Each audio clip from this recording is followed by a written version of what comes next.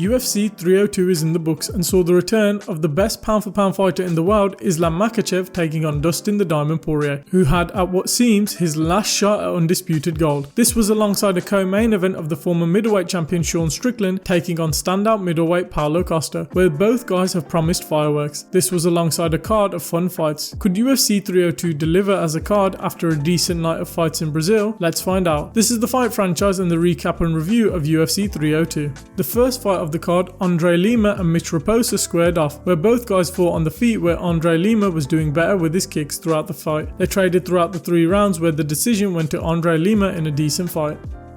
Next up, Jocelyn Edwards took on Ailin Perez in a fight where Perez used her superior grappling to gain advantage in the fight, where Edwards had to fight back as the fight went on, having to win back rounds. The fight went to the judges' scorecard and was a win for Perez. Basil Hafez versus Mickey Gall was up next. The guys fought on the feet, where Hafez was looking for big shots early on, with Mickey Gall fighting back with his own offense. It was a fun scrap with both guys trading back and forth, where Hafez won the unanimous decision in a good win, which brought the end to the early prelims. The prelims began with Jake Matthews versus Philip Rowe, where both guys trading on the feet, where both guys had moments of success on the feet, where the fight started well for Philip Rowe, but Jake Matthews seemed to get better as the fight went on. Philip Rowe seemed to tire towards the end of the fight, where Jake Matthews would win the decision in the end. Grant Dawson took on Joe Solecki, where the fight was action with a flying knee from the start, but ended up with some failed guillotines, and Dawson ending up dominating the first round on top. The second and third round was more of the same, where Dawson got the fight down and dominated with control and won what was a comfortable decision. Next up, a heavyweight bout between Jailton Almeida, who was taking on Alexander Romanov. After losing to Curtis Blades, Almeida had to turn his fortunes around to avoid losing 2 on the bounce. That's what Almeida did. He took down Romanov straight away and slowly transitioned to Romanov's back, where he cinched up the rear naked choke to get a win, and shockingly, the first finish on the card. A great win for Almeida after his loss to Blades.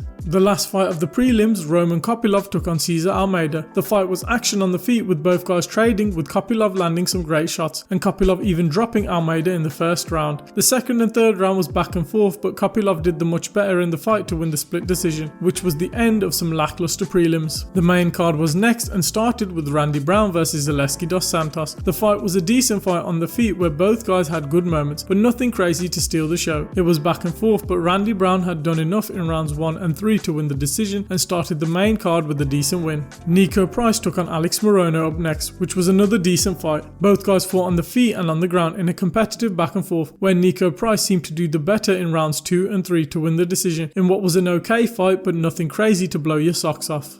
A middleweight bout between Kevin Holland and Michael Olislejczyk, where they fought on the feet, where Holland got dropped early on, but while Olislejczyk was securing ground and pound, would be caught in an armbar. Holland would snap and break the arm of Olislejczyk, who was protesting the stoppage, but it was the right call. A great win for Holland, who continuously puts on fun fights. The co-main event was next, where both Sean Strickland and Paulo Costa promised us that they are going to war. The fight was a 5-round fight, which was fun but nothing amazing. The fight went as I predicted, where the forward pressure of Strickland was too much for Costa, who was backing up for the majority of the fight, where Strickland did brilliant with teeps and straight punches. Strickland did have some cool moments at the end of the fight, throwing a head kick, which dropped Costa, and then throwing a flying kick, but the action was a bit too late. A fun fight and matchup atop the middleweight division, but definitely not the war which was promised, but Strickland most certainly deserves a title shot going forward.